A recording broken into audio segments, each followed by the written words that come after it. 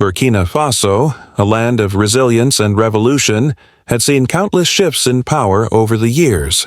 But when President Ibrahim Traoré rose to leadership, there was a rare sense of renewed hope among the people. His vision was bold, his presence calm, and his leadership ignited optimism across the nation. Yet, as with all powerful changes, there were those lurking in the shadows, unsettled by his growing influence.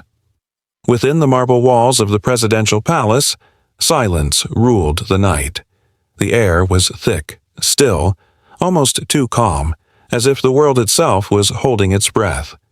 Soldiers patrolled the grounds like they did every night, routines perfected, eyes alert but minds dulled by repetition. Everything appeared normal. No alarms, no threats, just another quiet night in the capital. But beneath the layers of security and apparent peace, something dangerous was brewing. Something that not even the inner circle of the president could sense. And in this strange silence, the key to saving a nation was not a soldier, not a statesman, but a creature no one ever paid attention to. A stray dog, with matted fur and tired eyes, moved slowly near the gates of the palace. He had no name, no master, and no place he belonged. Every day he wandered the outer courtyards and the side alleys of the compound. Some guards threw him scraps of food, others chased him away, but he always returned, as if the palace had become his territory, his strange home. No one feared him, no one watched him closely. He was, to everyone, just another part of the background.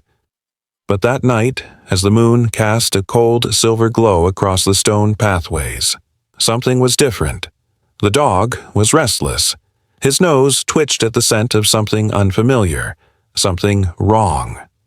He moved closer to the gate, sniffing the ground, his ears perking up at the faintest sounds, too soft for human ears, but sharp enough for his.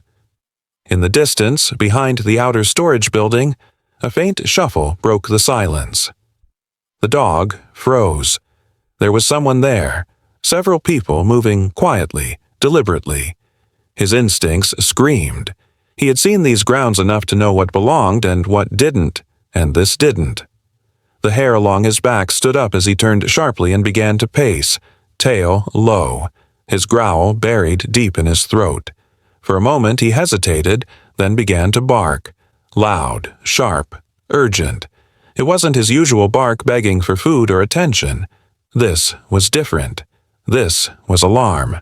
It pierced the night, cutting through the stillness like a blade. From his position near the gate, he kept barking, facing the shadows, eyes locked on something only he could see.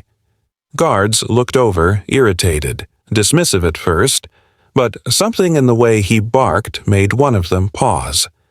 That pause, that moment of curiosity, would become the first domino in a night that would test loyalty, courage, and fate.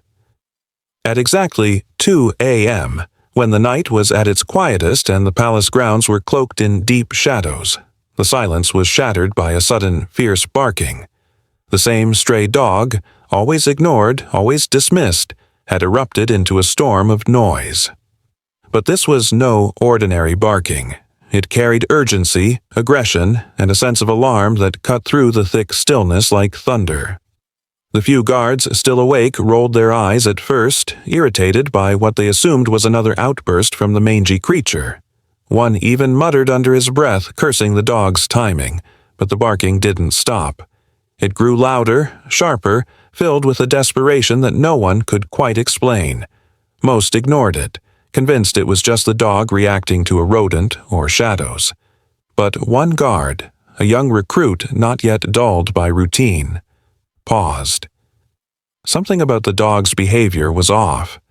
It wasn't running in circles or chasing shadows. It was stationary, facing one direction, growling with every bark as if warning someone or something to stay back. Curiosity took over caution as the guard stepped away from his post and began to walk toward the dog. The animal locked eyes with him, and for a second they simply stared at each other. Then the dog turned and began walking, looking back repeatedly to make sure the guard followed. It wasn't random movement. It was intentional. The guard hesitated, radio in hand, thumb near the button, but he didn't call for backup. Not yet. Instead, he followed. The dog led him behind the eastern storage shed, an area usually deserted at night. The air was colder there, the shadows deeper. As they moved closer, the barking faded into a low growl, and the guard slowed his steps. Then he heard it. Soft footsteps, hushed whispers, the metallic click of weapons being checked. He froze.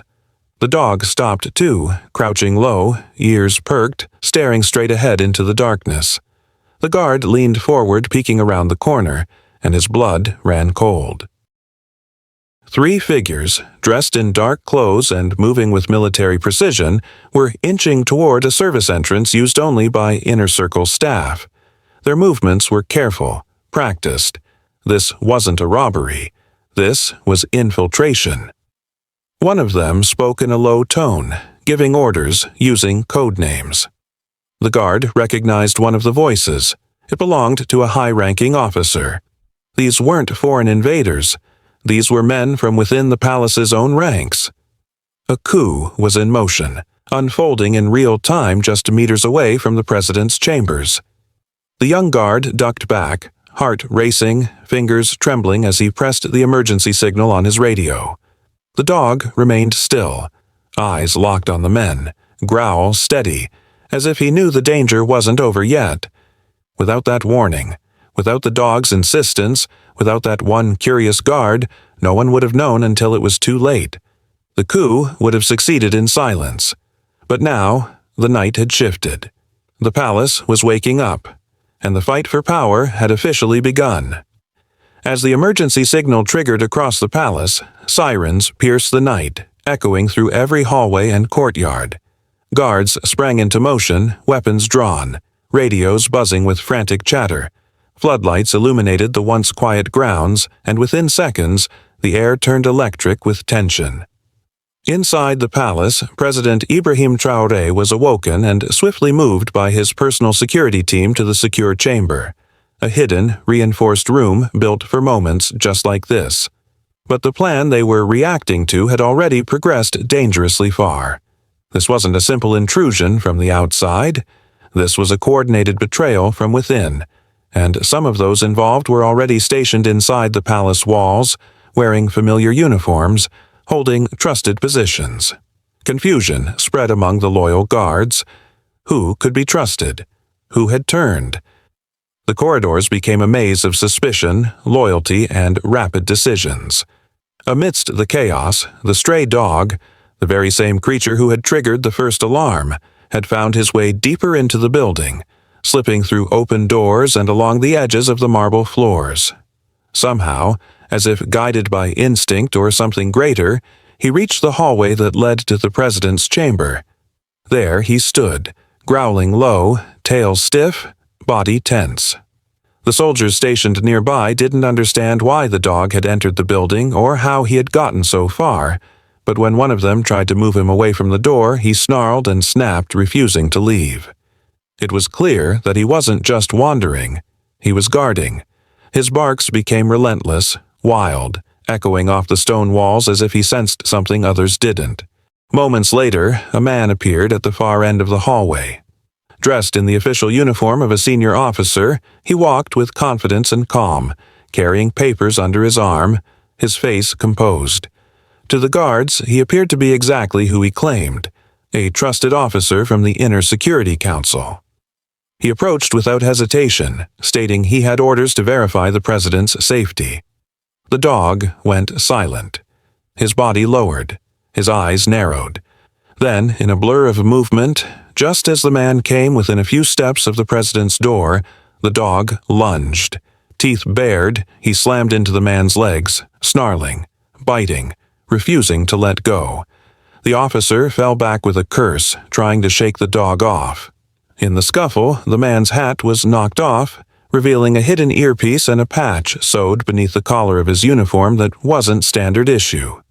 One of the guards, now alert, noticed the inconsistencies and raised his weapon. Within seconds, more soldiers swarmed the scene. The man was tackled, disarmed, and detained. Interrogation would later confirm what the dog had sensed instantly. He was not a loyal officer. He was the leader of the coup, dressed to deceive, ready to strike from within. And once again, it was the stray dog, untrained, unnamed, and underestimated, who had seen through the mask and made the impossible discovery. The coup had failed. Within hours, the traitors were arrested, their plan exposed, their power crushed. In every report, every debrief, one detail stood out. A stray dog had changed the course of history. Without him, there would have been no warning, no resistance, no President Traoré left to lead. Moved by this miracle, the president adopted the dog, naming him Boukary, meaning defender of the people. His photo now hangs in the palace, not as a pet, but as a hero. A nameless dog became a symbol of loyalty and courage, a silent guardian who saved a nation without saying a word.